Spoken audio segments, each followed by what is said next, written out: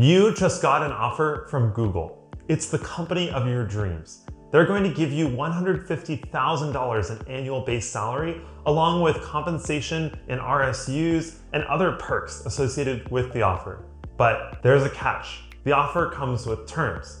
You need to accept by this Friday, or else the offer goes away entirely. This is what is called an exploding offer. And companies like Google, Facebook, Amazon, and Microsoft often employ these tactics in order to get terms that are better for them instead of what's better for you, the candidate.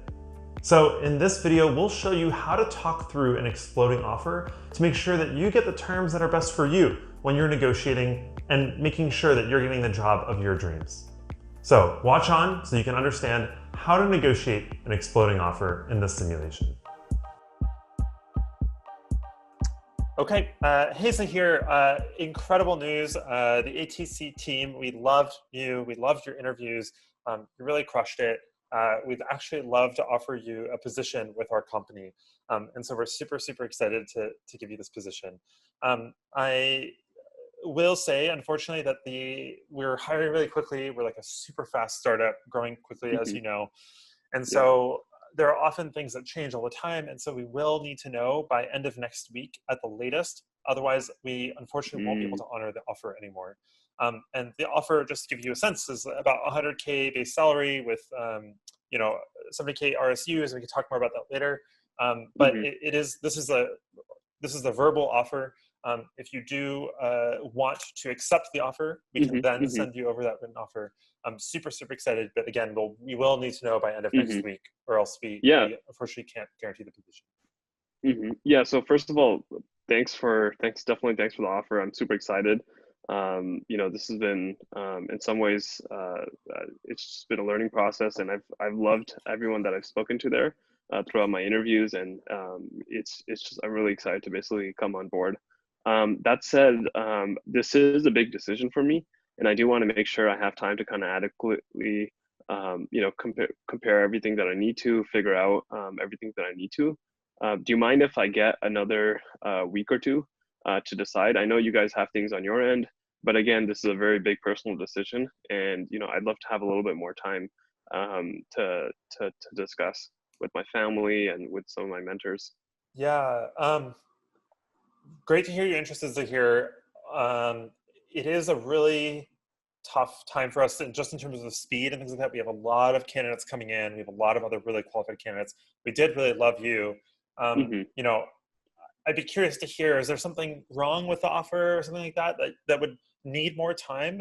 We feel like this is a really great fit, and we are making an offer. A little disappointed to hear that maybe you might need more time and it's not a clear decision for you.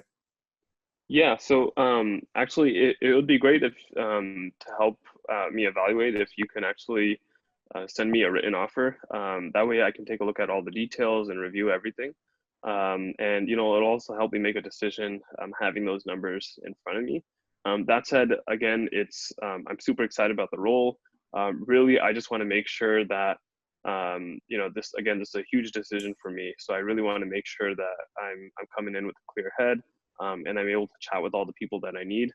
That said, do you actually have some time to speak with the hiring manager sometime next week? Yeah, totally. We can definitely talk to the hiring manager if that's something that you're looking for. What would you be hoping to get out of that? Yeah, I'm just looking to learn a little bit more about the team. The interviews were great, but again, I think there's some things that I wasn't able to glean in the interviews just because of the time and things. So I'd really love to talk to the hiring manager just to get to know more about his team, and specifically, how career progression on his team is, and things around that. And that said, I do want to make sure that I have adequate time before and after the call to actually really evaluate, let that call kind of sink in, and make sure that I get any questions cleared up. So again, I'm super excited for the role. I just want to make sure that that we're both a great fit, and yeah. Okay, Zaheer, I think that can work. I can set you up a call with our hiring manager. I think he'd love to chat with you, and we'd love to generally just chat with you on the team. But I will say, like, people are at the team really excited about you, and we would want you to be really excited. So I'm not totally sure we can move that deadline, but I'll see what we can do. We're really looking for someone who's really excited about the team, and I wouldn't want to jeopardize your chances of joining the team just because of a delayed offer or something like that. Yeah, So totally understand. yeah, and Um, go ahead. yeah, I just appreciate anything you can do. I just want to make sure that I have all the info and facts as I move forward. That said, I do want to step back a little. You mentioned some of the numbers. I just wanted to clarify the equity portion of it. Is the vesting schedule over 4 years, and what percentage for each of those 4 years is vesting?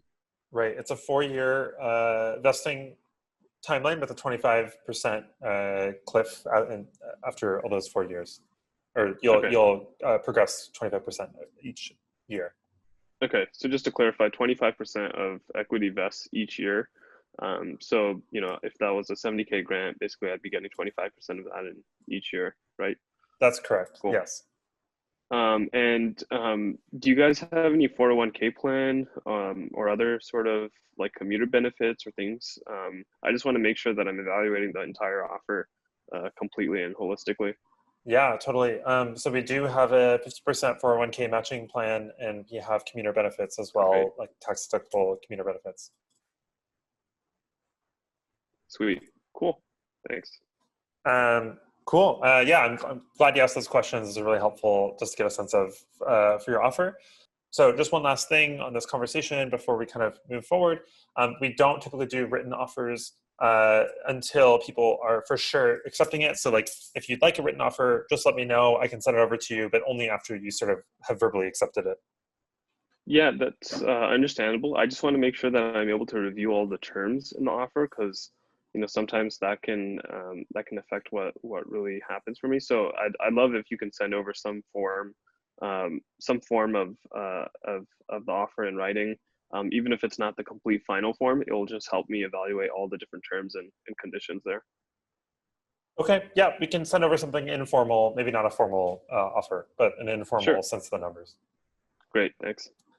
Okay. All right, Zaheer, I'm going to take off that recruiter hat and we're going to debrief this call. How do you think it went, or what were some of the things that you were doing going into this conversation? Yeah. I get like my mind going into this conversation and these types of conversations is always you don't want to make any decisions on the call about the offer. Really, this is a chance for you to ask questions, and you want to show that you're committed to the company. Companies want to see that you're committed as well, and part of this is ensuring that you want to make sure that you're not wasting the recruiter's time, and they want to see that their time is not being wasted, right? So really, having all of that set out is I think important. Being gracious, number one. The second thing is really try to force their hand if they're not giving time for to have like an exploding deadline of like a week or whatever. Force their hand by maybe requesting another meeting with the hiring manager.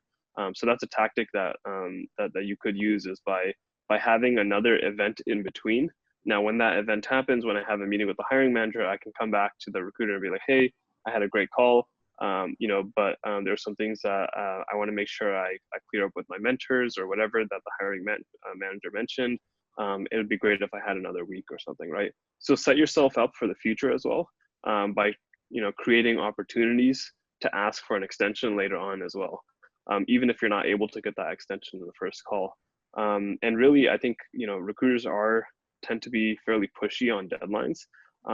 They've invested a couple months and several hours of their engineers' time, their hiring managers' time, and not just engineers. If it's a PM role, they've invested time of their employees at the company, and so they've already invested so much into you. They don't want to let you go. They don't want this offer to not work out. They want this offer to work out, right? And so, don't treat it as like an adversarial relationship. Treat it as something that, you want to work together to get that right outcome.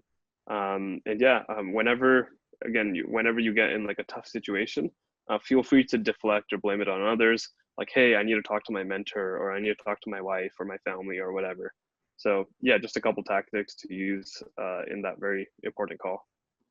That's awesome. Those are great tips. One thing I also just wanted to call out that I think you did really effectively was ask about the offer and get all the details on the call as you could. And then also, I know getting it in writing was something important to you.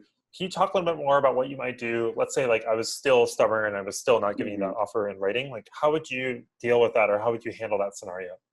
Yeah, so it's funny. Like, there's a lot of companies don't actually like to give written offers these days, and written offers are useful, especially when you're negotiating with another company, and you want to use that offer as a counter offer, essentially as leverage.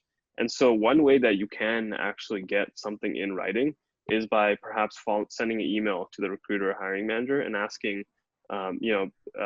restating the offer essentially and asking, hey, did I capture the details correctly? Does this make sense? And now when the recruiter or hiring manager replies with, yes, this is, that you captured all the details, then you can use that as kind of like written proof or evidence for other companies. So, it's kind of sneaky, but it's a good tactic if companies are really insistent in not giving a written offer. Did you find this video helpful? If so, let us know by hitting the like button and subscribing below. And plus, we've recorded 2 other negotiation simulations that you can check out in the YouTube description below. Hope this was helpful and good luck negotiating your upcoming offers.